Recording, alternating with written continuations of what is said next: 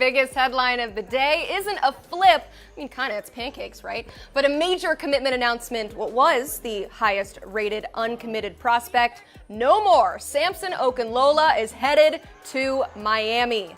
So let's take you back out to Thayer Academy in Massachusetts and talk to our national analyst, Brian Dohn. Brian, you are in the building where this all went down, and you spoke with Okunlola after making his decision. What did he say?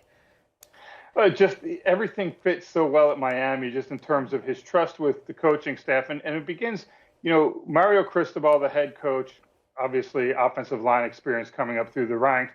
Alex Mirabal, the offensive line coach there.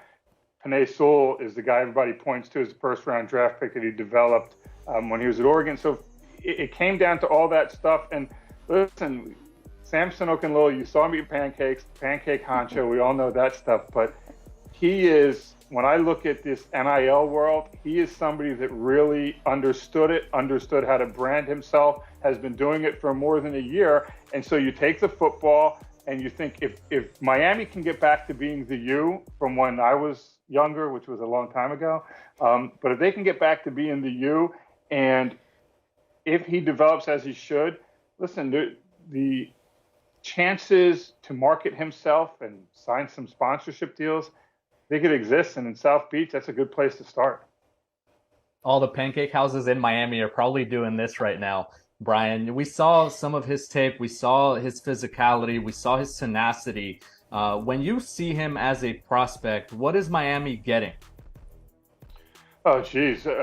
Listen, I think we always talk about football stuff, and I understand why. But first of all, they're getting a really smart kid who is well beyond, I think he turned 18 last month, well beyond those years. It's funny, I was talking to his coach after the announcement, and he said even as a freshman, when Samson was there, he's talking to the offensive lineman about how to do stuff. And as a freshman, Samson walked over and said, no, here's the technique you use. Here's how you do it. So, yes, we understand that he's 6'5", 305. It's legit. There's no, they're not heightening, as we say. So you have that. He has the length with everything. The athleticism is there. The footwork is there. But the drive to be great and to work on his technique complements all that stuff. I do not believe very many freshmen going into college have a chance to play on the offensive line. And he's going to be down there for spring practice. The school made sure that he can graduate in January, which is not a common occurrence here. He's going to get through spring practice. I think he's a kid.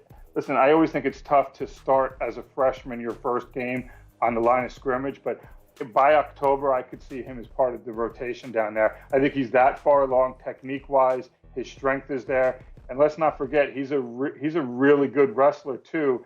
And the flexibility and the competitiveness all shines through there as well.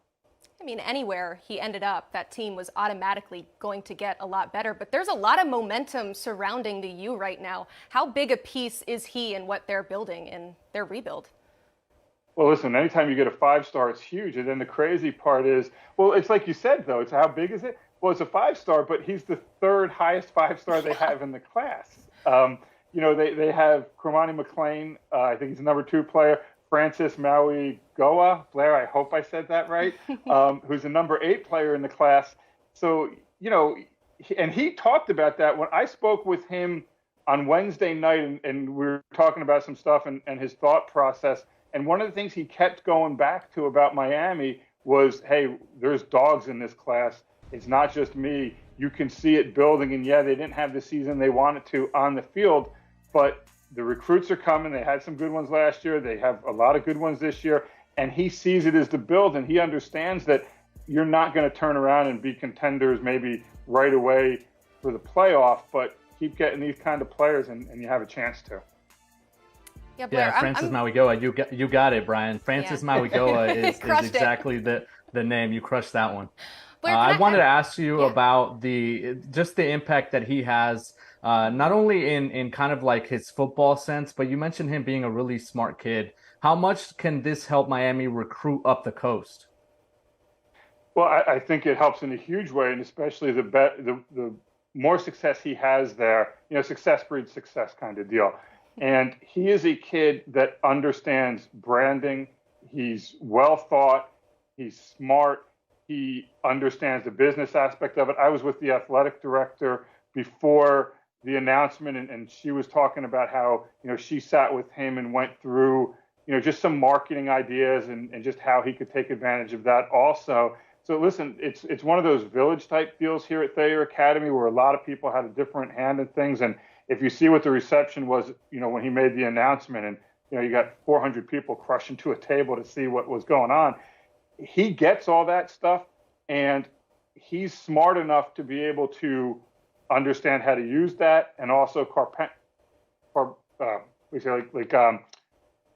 keep it together in terms of understanding not to let that get into the football aspect of it and keep off the field. It definitely is part of the game. Excited to see what he does down in the U. Let's stick with some other five-star prospects here. Nicholas Harbor is now the top uncommitted five-star thanks to the most recent commitment. According to Steve Wiltfong, he had a great trip to Maryland last weekend, but what is the latest on his recruitment since that visit? Well, it's funny you mentioned that because I spoke to Nicholas on Wednesday night, and so not only was he at Maryland 2 weekends ago just on an unofficial visit, this past weekend he was there for an official visit, and then Wednesday night he returned again to watch Maryland play UCLA, which, didn't go Maryland's way. But listen, there's a lot of good things trending in Maryland's favor, and when you're talking about having a kid on campus 3 times in less than 2 weeks, that always bodes well. Now, the flip side, he is not signing next week. He is going to wait until February. Well, let's just say that's what he says right now. We know in recruiting things always change, but right now the plan is to sign in February, make a visit to LSU, maybe make another visit. He will not be going to Georgia this weekend, nothing for this weekend. He told me he's going to sit back, relax a little bit, really enjoy the holidays. He's playing in the Under Armour Bowl down in Florida, so we'll get a chance to see him there as well. And he also talked about the importance of NIL, and not just in terms of, he wants a ton of money, but he's a unique guy because of his track ability and his 10.28 speed in the 100.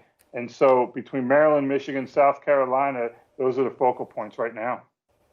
Yeah, Brian, you mentioned Maryland having a lot of momentum. It seems like they have momentum with Oluwatosin Balade. He decommitted from South Carolina recently. What's the latest on him? Well, it's funny you bring him up. And who was at the basketball game with Nicholas Harbor? Oluwatosin Babalade. And so he decommitted from South Carolina. He's a guy that, listen, he plays right down the street from Maryland. And when I say right down the street, I literally mean it's just a few minutes there. You could walk there in 10 minutes or so, probably.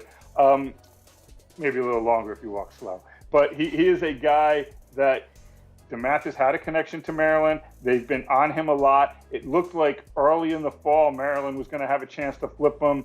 Then things kind of settled down a little bit, and then kind of I'm down at the Shrine Bowl in California, and all of a sudden he decommits, and the word is he decommitted. And Mike Loxley, the Maryland head coach, always likes some kind of fireworks on signing day. And last year it was Jayshawn Barham who was committed to South Carolina and flipped to Maryland on signing day. Maybe we don't have the same kind of drama, but I could see Babalade maybe waiting until signing day and then just announcing to give Maryland that kind of boost that they always seem to get that day. Yeah, a lot of excitement surrounding the Terps right now. Meanwhile, North Carolina transfer. We're going to transfers now. Cornerback Tony Grimes is visiting Texas A&M. We all agree that transfer portal is very similar to recruiting. So he's been linked to a lot of other schools like Virginia Tech and USC. So any updates with him? Yeah, I spoke with his dad just before his Virginia Tech visit. They were excited to go there, see what Brent Pry was like. Traded some texts with Tony's dad after the visit. They were on their way to A&M, so I didn't want to bug him for too much. But he said he loved the visit, and what really stood out to Grimes and his family was what Brent Pry is doing there at Virginia Tech with how they run the defense, with just in terms of playing a lot of press coverage, which I think is something that Tony's going to look for in his next school. And so much so that I get the sense, and I don't know if it's a done deal yet, but it really looks like there's a chance he'll make an official visit there during that transfer window, January 4th through the 8th. He's at A&M, like you had mentioned.